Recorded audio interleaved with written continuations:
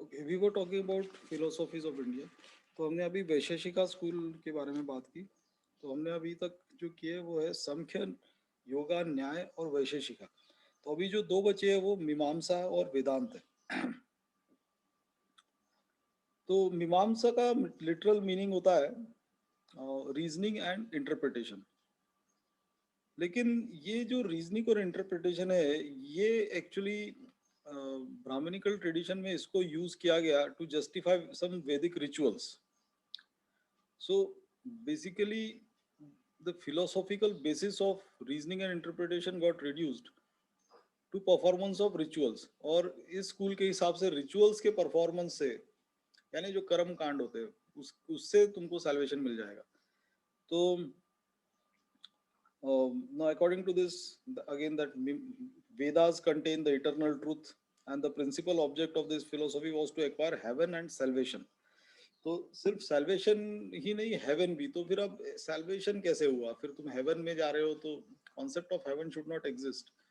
तो स्वर्ग की कल्पना जब तुम समाज में डालते हो तो वहां तक तुम कैसे पहुंचोगे? तो through performance of rituals and performance of all the duties assign to your varna. ठीक है। तो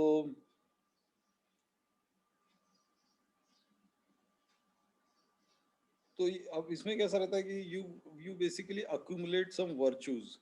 ओके। और वो जब तक तुम्हारे पास है तब तक तुम इस स्वर्ग में रहोगे। और वर्चूज मतलब तुमने जो अच्छे काम किए वो सब अक्यूमुलेट होता रहता है हर किसी का। और जब उसकी वजह से तुमको स्वर्ग मिलता है। और जब वो तुम्हारे खत्म होने को आ जाते हैं फिर से, तो तुम्हारा फिर से जन्म होता है। और अ, लेकिन अगर उसने सैल्वेशन ले लिया तो वो साइकिल, बर्थ और डेथ की साइकिल से निकल जाएगा। और फिर सैल्वेशन अटेन करने के लिए उन्होंने जो तरीका रिकमेंड किया, that is performance of Vedic sacrifices and then rituals. It also legitimise the social distancing among the various varnas. तो अनफॉर्चुनेटली इंडियन सोसाइटी में मीमांसा स्कूल ही चलता रहा। बाकी के स्कूल ऑफ फिलोसफी कहाँ गए किसी को नहीं पता। ठीक है। और उसी वजह से ये सब पीछे रह गया। सो नाउ दिस बेसिकली इसका इसके पीछे पर्पस क्या था? That the Brahmins wanted to maintain the ritual authority and the preserve the social hierarchy based on Brahminism. तो उसी के लिए ये मीमांसा स्कूल को ज़्यादा पॉपुलराइज किया गया, so that people should be more engrossed in religion and not in their lives, or should not question the social order, should not question the authority। वो कल्चर इनकलकेट किया गया। बेसिकली इसकी वजह से ही गुलामी की मानसिकता इंडियंस में आई, और नो वंडर इंडिया 1000 साल गुलाम रहा। ओके। देन कम्स द वेदांत। तो वेदांत मीन्स, जैसे वेदांत मतलब वेदों का अंत। तो it is end of Vedas. Now the ब्रह्म सूत्र और of Badrayan compiled in 2nd century BC forms its basic text। फिर इसके बाद इसमें दो और फिलोसोफर्स आए, एक रामानुज करके और एक शंकर। तो शंकर 9th सेंचुरी में था और Ramanuj was in 12th century. तो उन्होंने इस वेदांत फिलोसॉफी को थोड़ा और आगे बढ़ाया। और जो जैसे रामकृष्ण मठ है, जो रामकृष्ण मिशन है, उसमें तुमको रामानुज और शंकर दोनों के फिलोसॉफीज के का संग्रह तुमको मिलेगा। तुम किसी भी रामकृष्ण मिशन के इसमें जाओ, मठ में जाओ। सो नाउ शंकर कंसिडर, अब इन दोनों में थोड़ा बहुत डिफरेंस था रियलिटी को लेके, मतलब उनके थॉट प्रोसेस में। तो नाउ व्हाट, नाउ इसका इनिशियल प्रोपाउंडर कौन था? बद्रायन, जिसने एक ब्रह्म सूत्र लिखा है। उसमें वेदांत या उपनिषदों की शुरुआत होती है। तो ऐसे उपनिषद तो कई सारे हैं। कई उपनिषद बहुत बड़े बड़े भी है और कई एक पन्ने के भी है। जैसे 108वां जो उपनिषद है, मंडूक्य उपनिषद, जिसमें से हमने अपने जुडिशरी का वो लिया है, दैट इज सत्यमेव जयते। तो वो एक ही पन्ने का है, एक पन्ना और उसके पीछे का बस। और फिर कई उपनिषद, मोटी मोटी किताबें भी है। तो इसकी शुरुआत बेसिकली बद्रायन से हुई थी। और इसके दो और जो प्रोपोनेंट्स थे वो थे शंकर एंड रामानुज। तो शंकर ने के हिसाब से जो 9th सेंचुरी में था, Brahma is without any attributes, ठीक है। लेकिन रामानुज के हिसाब से ब्रह्मा पोजेसेस एट्रीब्यूट्स, और शंकर के हिसाब से सैल्वेशन कैसे मिलेगा, थ्रू अटेनमेंट ऑफ नॉलेज। लेकिन रामानुज ने के हिसाब से सैल्वेशन तुमको मिलेगा by practising devotion and loving faith. तो इसमें फिर भक्ति कल्ट और भक्ति कल्चर और ये सारी चीजें आ गई।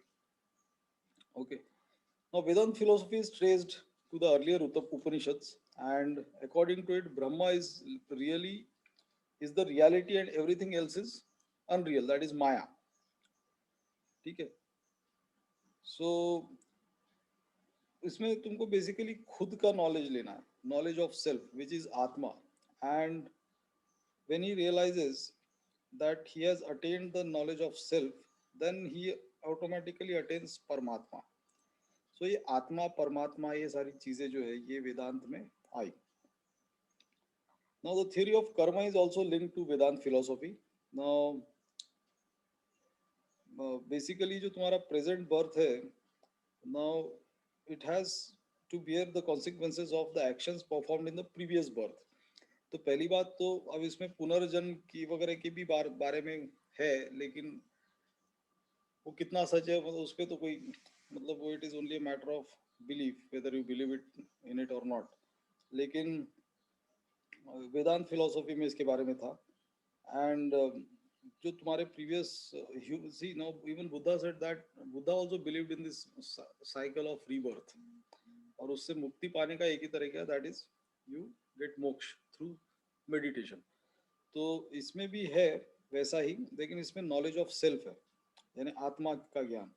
और तुम्हारा तुमको ह्यूमन लाइफ जो मिलता है वो बेस्ट फॉर्म ऑफ लाइफ है, because if you see around no one is superior to a human being, ठीक है। तुम सारे एनिमल्स, प्लांट, बर्ड्स, फिशेस और सब टाइप के प्राणी अपने बगल में आसपास देखो, तुमको एक भी ह्यूमन बीइंग से ज्यादा सुपीरियर नहीं दिखेगा। तो getting birth as a human being itself is the biggest virtue or the best form of birth that one can get। और वो क्यों मिला है? क्योंकि previous births में तुमने अच्छे काम किए होंगे, you accumulated those virtues, and तुम जितने इस बर्थ में, और यही बर्थ है जिसके थ्रू तुम सैल्वेशन पे जा सकते हो, बिकॉज दूसरे किसी बर्थ से तो जा नहीं सकते। क्यों नहीं जा सकते? अब तुम जानवरों से कैसे कहोगे कि मेडिटेशन करो, आत्मा के बारे में जानो और फिर परमात्मा को पाओ, ये सब तुम जानवरों को नहीं बता सकते।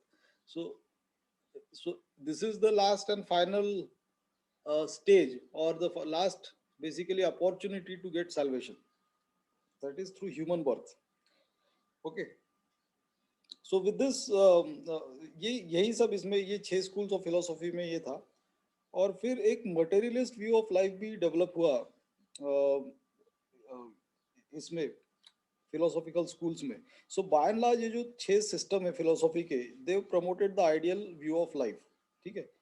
So जैसे अब they all became paths of attaining salvation। फिर संख्या और फिर वैशेषिकार ने उसमें मटेरियलिस्ट व्यू ऑफ लाइफ भी दिया है, ठीक है।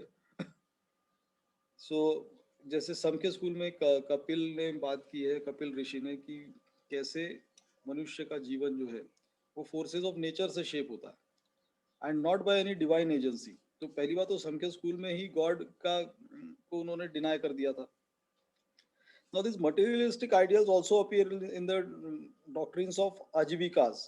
Now Ajivikas were the see Buddha और महावीर के टाइम पर, यानी लेटर वैदिक फेज जब एंड हो रहा था, तो उस समय अराउंड 64 हेट्रोडॉक्स सेक्ट्स इमर्ज होके आए थे, जिसमें से 2 मोस्ट पॉपुलर थे, which one led by Buddha and other led by Mahavir. लेकिन ऐसे और भी थे 60 से ज्यादा। तो हेट्रोडॉक्स सेक्ट्स को आजीविकास बोलते थे। और हेट्रोडॉक्स सेक्ट्स का बिलीफ ये था, basically they challenge, first of all they challenge the Brahmanical domination on society, and they all were basically from Kshatriya clans. तो उन्होंने फिर ये जो कैटल सैक्रिफाइसेस और फिर जो ब्राह्मणिकल रिचुअल्स थे, दे वर ऑल अबाउट प्रेजिंग और वेनरेटिंग गॉड्स। तो उसी का चैलेंज था आजीविकास ने जो किया। तो आजीविका की फिलोसॉफी और बुद्धिस्ट फिलोसॉफी भी मटेरियलिस्टिक है, ठीक है। नो, तो इसमें एक चरवाक का जो था, चरवाक करके एक ऋषि था, he was the main expounder of the materialistic philosophy in India. So this philosophy also came to be known as the Lokayat philosophy, and it means that ideals derived from common people. So it underlined the importance of intimate contact with the world and showed lack of belief in the other world. Okay. So many teachings of Charvak are attributed to many teachings of this school is attributed to Charvak. तो पहली बात तो चरवाक का ये कहना था कि तुमको अगर सैल्वेशन प्राप्त करना है तो ये बेकार की बातें जो रहती है आत्मा परमात्मा और ये सब, तुम एक अच्छी अच्छी लाइफ जियो, एक वर्चुअस लाइफ जियो, और अपने आप ही तुमको सैल्वेशन मिलेगा, ठीक है। सो और पहली बात तो उसमें कोई सुपर नेचुरल एजेंसी का कोई रोल नहीं रहेगा. तो he there was a clear lack of faith in the in Charvak's materialist view of life, and he totally denounced the existence of Brahma or God. ठीक है. तो according to Charvaka who himself was a Brahmin, तो according to him the Brahmins manufactured all these rituals and basically to for self aggrandizement, yani to attain gifts, and they deliberately wanted to uh, create some things which are not real for personal benefits.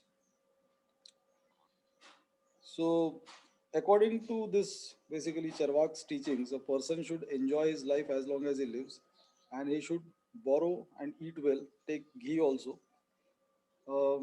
But इसका जो real contribution है चरवाक का, वो materialist outlook में है life के, and he denies the operation of divine and super natural agencies, and he makes basically man the centre of all the activities. तो अब ये जो सारी स्कूल्स फिलोसॉफी की थी, ये उसी पीरियड में डेवलप होनी चालू हुई थी जब एक इकोनॉमिक एक्सपेंशन भी इंडियन सोसाइटी में चल रहा था. So that was during the when the later Vedic phase was coming to an end, and money economy start हुई थी, यानी it was basically at the time of Buddha. और बुद्धा ने तभी ये कहा था money is the worst discovery of mankind, and but it is, Buddha also said that it is the best thing for testing a man's character. So 500 to 300 AD के time पे ये सारी फिलोसॉफीज डेवलप, 500 BC से 300 AD, इस period में ये सारी philosophies develop हुई, और इसका बेसिस वही था दैट द गोल सिस्टम, यानी जो वर्ण डिवाइडेड सोसाइटी जब फर्मली इस्टेब्लिश होनी शुरू हो गई थी इंडिया में, तो उसमें जो आश्रम सिस्टम, आश्रम नहीं, उसमें जो गोल्स ऑफ लाइफ थे, उसमें फोर्थ गोल जो था that is how to attain salvation. अब तुमने अर्थ धर्म काम ये तीनों के बारे में तो काफी सारा लिटरेचर लिख लिया था, लेकिन सैल्वेशन के बारे में सिर्फ बुद्धा ने बात की थी. लेकिन now somehow this salvation aspect was also to be included in the Vedic religion, और उसके लिए ये सारे नई नई फिलोसॉफीज आई. Okay. So by 5th century AD, the materialist philosophy was overshadowed by the exponents of idealist philosophy again, now who constantly criticized it and recommended performance of rituals and cultivation of spiritualism as path of salvation, and they attributed worldly phenomena to supernatural forces.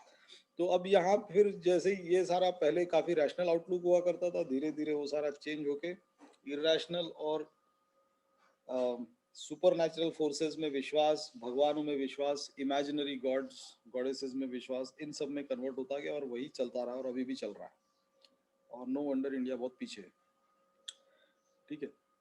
दो we had the best philosophies in ancient India.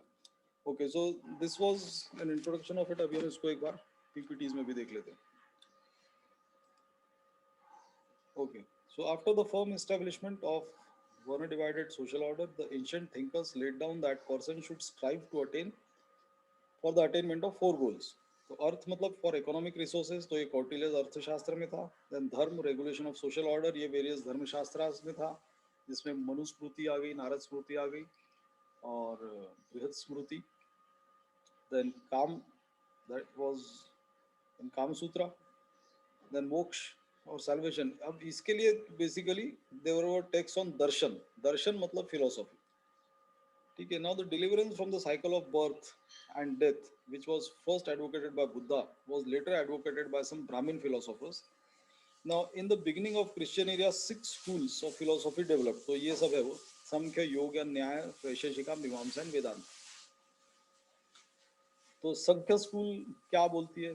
So it is an enumerationist philosophy whose epistemology accepts 3 of the 6 pramanas, that is proofs, as the only reliable means of gaining knowledge. ठीक है. So these include प्रत्यक्ष, अनुमान and शब्द, मतलब perception, inference and प्रत्यक्ष, sorry, perception, inference and analogy हुआ ना? नहीं, लास्ट क्या हुआ?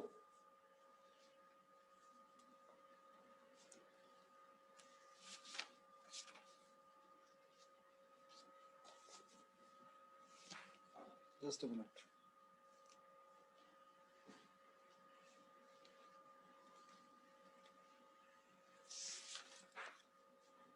Yeah, hearing, शब्द, yes.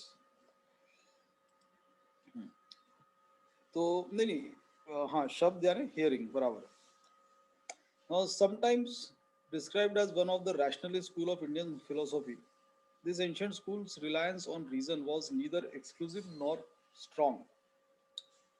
ठीक है. So Samkhya is strongly dualist. Samkhya philosophy regards the universe as consisting of 2 realities, that is पुरुष and प्रकृति.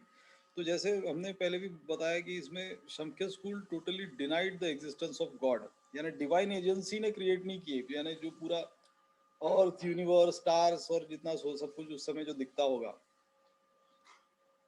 तो ये सब किसी डिवाइन एजेंसी ने नहीं क्रिएट किया, ये नेचर ने क्रिएट किया. So it stressed on nature and then later on it added purusha element to it. तो उसकी वजह से उसमें स्पिरिचुअलिज्म भी आ गया. So that is why Sankhya school is also called a dualist school. फिर जीवा, a living being is the state in which purush is bonded to prakriti in some form.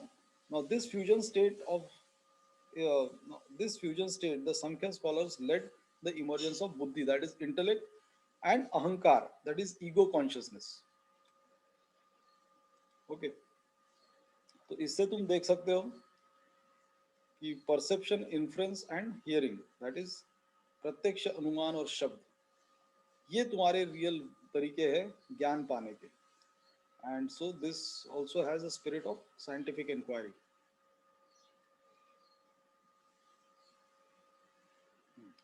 So universe is described by this school as one created by Purush Prakriti entities, infused with various permutations and combinations of variously enumerated elements, senses, feelings, activity and mind. So during the state of imbalance, one of more constituents overwhelms the others, creating a form of bondage, particularly of the mind. Now the end of this imbalance, bondage is called liberation or kaivalya. तो कैवल्य की बात Jainism में ज्यादा होती है, लेकिन कैवल्य, मोक्ष और निर्वाण, ये सारी एक ही चीज है. Now the end of imbalance, bondage, is called liberation or kaivalya by Sankhya school. Now the existence of God or supreme being is not directly asserted nor considered relevant by Sankhya philosophers, and Sankhya denies the final cause of Ishwar, that is God. Now, while the Sankhya school considers the Vedas as reliable source of knowledge, it is an atheistic philosophy, according to Paul Deussen and other scholars. So, atheism means what? Atheism matlab basically non-believer. Who is an atheist? He is a non-believer. So, non-believer of what? God. Non-believer of Allah, of God. तो जैसे इस्लाम में काफिर जो होते हैं, काफिर मतलब कौन होते हैं? जो अल्लाह में विश्वास नहीं रखते, और अल्लाह ही according to Islam is the God.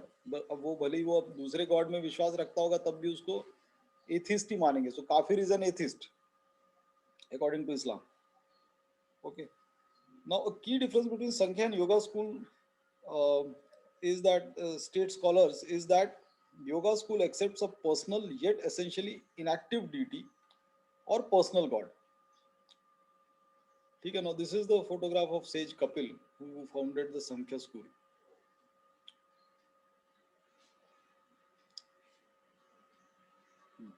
Now, Sankhya is known for the theory of gunas, that is qualities and innate tendencies.